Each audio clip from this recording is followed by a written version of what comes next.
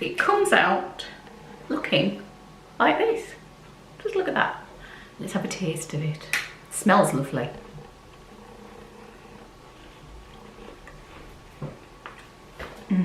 You can really taste the ginger. To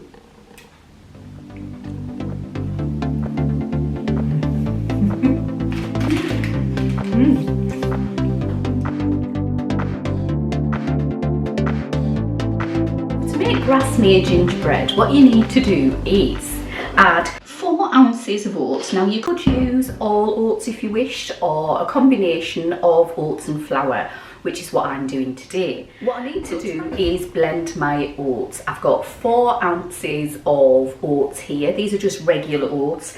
And I'm going to pop them into my food mixer here, because it's a great way of making your own oat flour.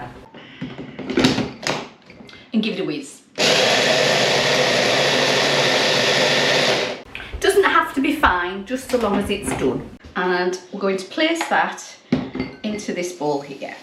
To my oats, which I whizzed up earlier to make like a coarse flour, I'm going to add 4 ounces of plain flour, along with 1 teaspoon of baking powder, and that's going into there. That to one side. Give that a little mix. Now this recipe comes from Cumbria, which is where I'm from. It was made by a lady called Sarah Nelson, who was a Victorian lady who lived in Grasmere. She invented it around about 1854 to sell to the masses, to the people in her village of Grasmere and to the visitors that attended because they heard about it. She was a very novel lady who was very good at what she did. She was a housekeeper. So that's 4 ounces of brown sugar, light brown sugar, which I'm going to mix in as well. She spent most of her life working hard in the aristocratic households of the area around Kendal and Penrith. Moved to Lancaster when she got married, set up a business there, which she had to leave because her little boy died, and Victorian times cities weren't the best places to be in, so she ended up coming back to Cumbria, where she originally hailed from, and again worked in aristocratic households as housekeeper and so forth. And then in 1854 she perfected this recipe and started selling it from her cottage, her church cottage. And it's still sold there today. If you ever get a chance to go and see it, you should do, because they sell Grasmere gingerbread from that cottage these days. She used to sell it just outside, at a tree outside her house. And these days they sell it within.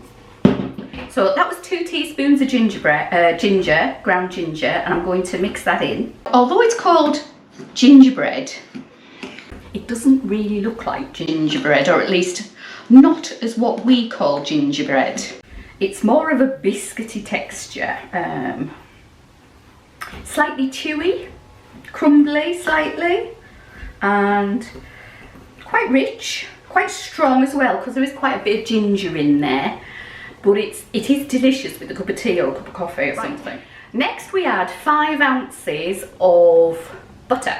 So I'm going to melt this in there. Now you can use gluten-free flour if you wish, plant-based spread if you wish. It's up to you. You could use all oats if you wish.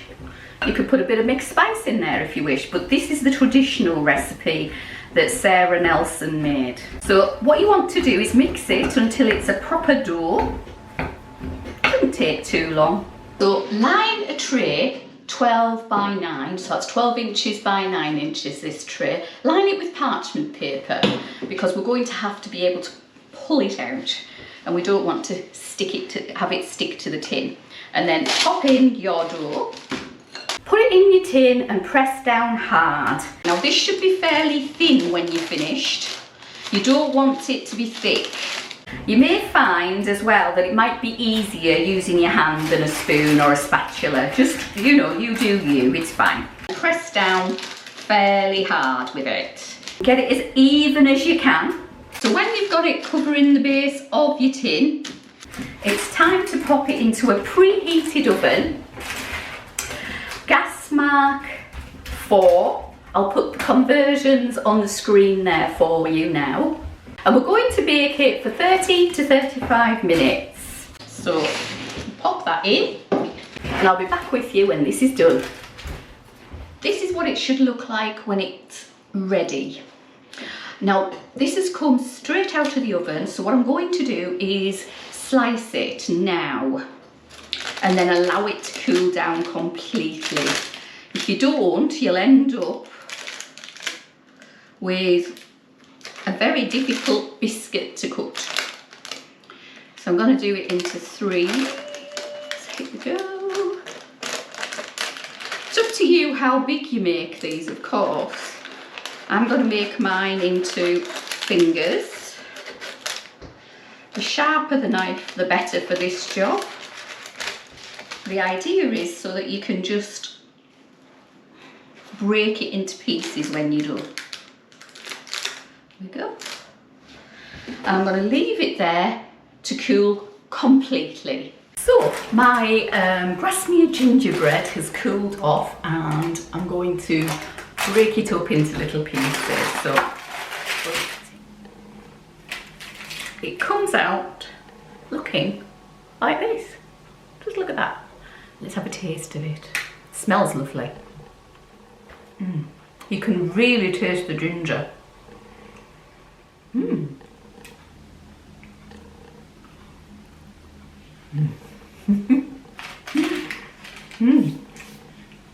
Really lovely.